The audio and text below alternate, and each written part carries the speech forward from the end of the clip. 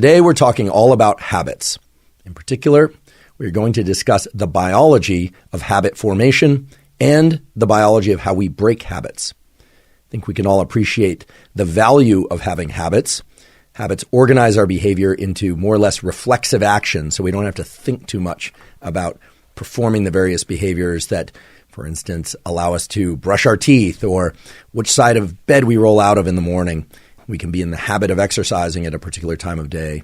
We can be in the habit of eating certain foods. We can be in the habit of saying or not saying certain. I want to spell out a particular system that I think could be very useful to most, if not all people, that's rooted in the biology of habit formation, rooted in the psychology of habit formation, but encompasses a bit of a longer time scale and really arrives at a kind of a system, if you will, for how to build in habits and then to test whether or not those habits have really stuck and whether or not they're likely to stick going forward. I picked 21 days because that seems to be the average or most typical system for engaging neuroplasticity as it relates to the formation of new habits. So basically what this involves is you set out to perform 6 new habits per day across the course of 21 days.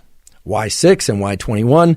Well, we'll talk about that in a moment. But the idea is you write down 6 things that you would like to do every day for 21 days. What phase of the day those things fall into? Well, that will depend on what they are and how they relate to those earlier phase 1, phase 2, phase 3. But for now, 21 days, 6 things per day. However, the expectation is that you'll only complete 4 to 5 of those each day. Okay? So built into this is a kind of permission to fail, but it's not failure because it turns out that this approach to forming habits is based not so much on the specific habits that you're trying to form, but the habit of performing habits, right? So you set out to perform 6. Now, another reason for not necessarily performing all 6 is that some activities probably shouldn't be performed each day. For instance, in my case, if I were to weight train or even run every day, I'm of the sort, or my biology is of the sort, that I don't recover so well. So I wouldn't want to do resistance training every day, but I might want to do it 4 days a week, for instance. So by having 6 things in that list, I could shuffle out that particular activity on particular days of the week and simply do 4 or 5 other activities. So 21 days, you list out 4 to 5 things. So it might be zone 2 cardio, resistance training, sunlight viewing, writing. It could be journaling. It could be learning a language, mathematics, but no more than 6, and the expectation is that you're not going to perform more than 4 to 5. If you miss a day, meaning you don't perform 4 to 5 things, there is no punishment. And in fact, it's important that you don't actually try and do what in the literature is called a habit slip compensation, which is just fancy psychological language for if you screw up and you don't get all 4 or 5 in one day, you don't do 8 the next day in order to compensate. This actually brings me back to an example I had from graduate school. I was doing coursework at the time. Graduate student stipends, and still now, unfortunately, were depressingly low. So it was financially stressful. There were a number of things happening.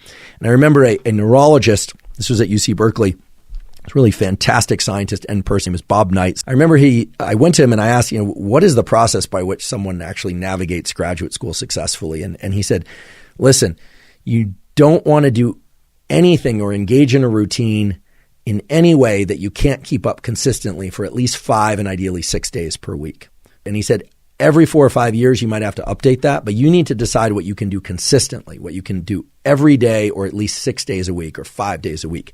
And it fits well with this notion of habit slips, that if you happen to screw up and not be able to engage in whatever habits you're trying to learn, for whatever reason, that the next day you just get right back on the horse, so to speak. There's a really interesting feature from the neuroscience literature and from the psychology literature that says that chunking this 21 days into 2-day bins can be very, very useful.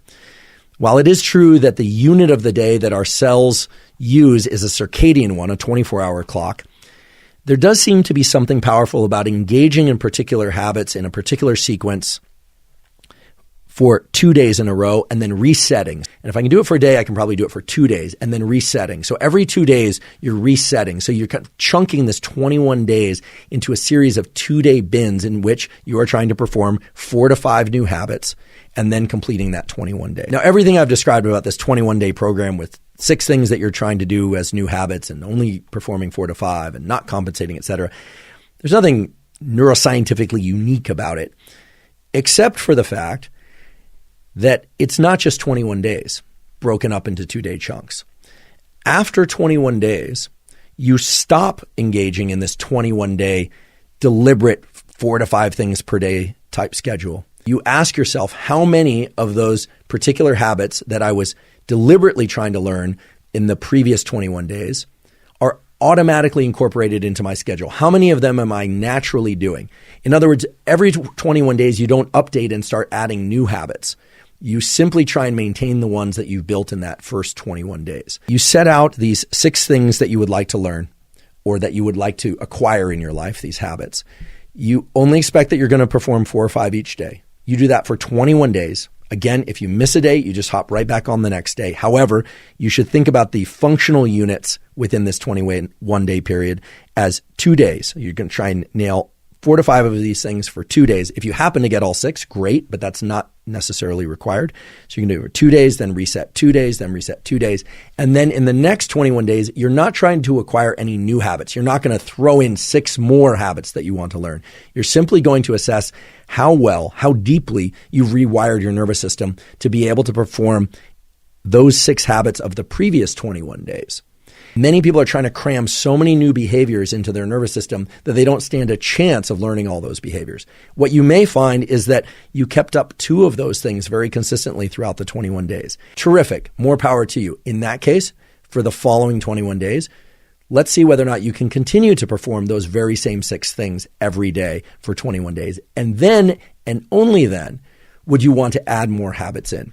So you could repeat this 21-day process, 21 days of new habit, 21 days of testing those new habits as whether or not they're reflexive or not. It's that you perhaps starting the new year or regardless of when you're listening to this, you set out to make that 21-day really the stimulus period in which the habits get wired in. And then the following month and maybe even the following months or periods of 21 days are really the kind of thermometer or the test bed of how well you've embedded those particular habits.